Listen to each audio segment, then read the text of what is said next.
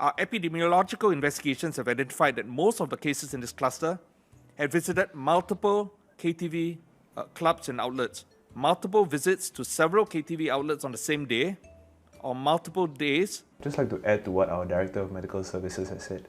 There was an article in the Straits Times discussing the butterfly effect and how it has contributed to the current cluster we have here. I'd just like to address that analogy a little bit. In the industry, the social hostesses are sometimes referred to as butterflies because they will visit multiple different rooms within the lounge and service different patrons in different rooms. For the purposes of illustration, we will refer to the patrons as flowers. Let's call the room that they are in the flower bed, and that would make the KTV lounge a garden.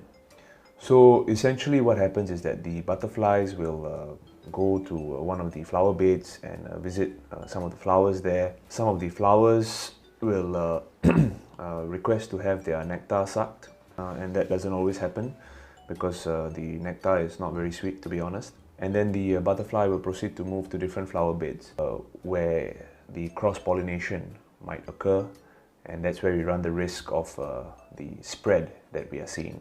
The problem becomes more complicated because some of these butterflies don't limit themselves to one garden.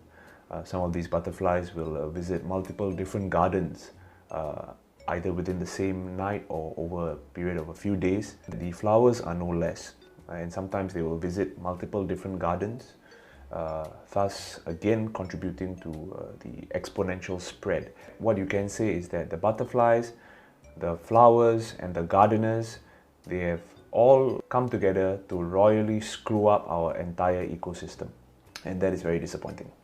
Moving forward, a lot of these butterflies are going to be sent back to their cocoons. As for the gardeners, a lot of them will have their gardening licenses revoked. Some of them might have to move into greenhouses to survive.